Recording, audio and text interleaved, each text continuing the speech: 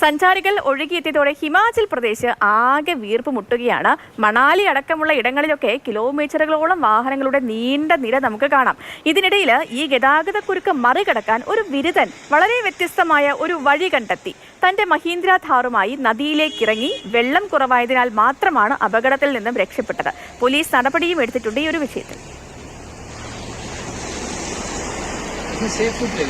അർജുൻ പീതാംബരനാണ്. അർജുൻ, നമ്മൾ ഈ പറഞ്ഞ പോലെ ക്രിസ്മസ് പുതുവത്സര സീസണാണ്. ഏറ്റവും കൂടുതൽ പേര് പോകുന്നത് ഈ കുളു മണാലി അടക്കമുള്ള സ്ഥലങ്ങളിലേക്കൊക്കെ ആയിരിക്കും. ഈ പ്രത്യേകിച്ച് മഞ്ഞൊക്കെ ഉള്ള ഒരു സമയമാണല്ലോ, ഡിസംബർ മാസം. അപ്പോൾ അതിൻ്റെ കാഴ്ചകളൊക്കെ കാണാൻ വേണ്ടിയിട്ടായിരിക്കും. പക്ഷേ ഈ ട്രാഫിക് ബ്ലോക്കിൽ ഈ ബിരുദൻ കാണിച്ചത് അത് കുറച്ചൊന്ന് കടന്ന കൈയായി പോയില്ലേ? പിന്നീട് എങ്ങനെയാണ് ഈ ഥാറൊക്കെ കരയ്ക്ക് കയറിയതും എന്തായിരുന്നു അവിടെ സംഭവിച്ചത്?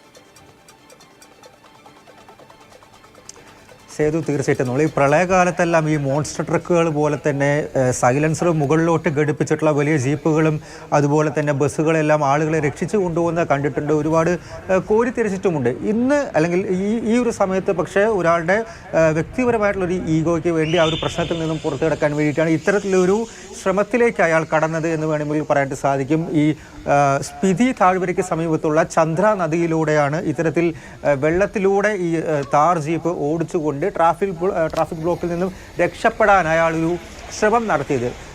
വളരെയധികം വെള്ളത്തിൻ്റെ ആ ഒരു നില താഴ്ന്നതുകൊണ്ട് മാത്രമാണ് അയാൾക്ക് എളുപ്പത്തിൽ തന്നെ ആ വാഹനം അതിലൂടെ ഓടിച്ച് കയറ്റാനായിട്ട് സാധിച്ചത്. അല്ലെങ്കിൽ എൻജിൻ പണി അടക്കമുണ്ടായി ആ വാഹനം പുഴയിൽ അകപ്പെട്ടു പോകും. ഒരുപക്ഷെ ഒഴുകിപ്പോയി അയാളുടെ ജീവന് തന്നെ ആപത്തുണ്ടാകുന്ന തരത്തിലുള്ളൊരു പ്രശ്നം ഉണ്ടായിപ്പോയേനെ.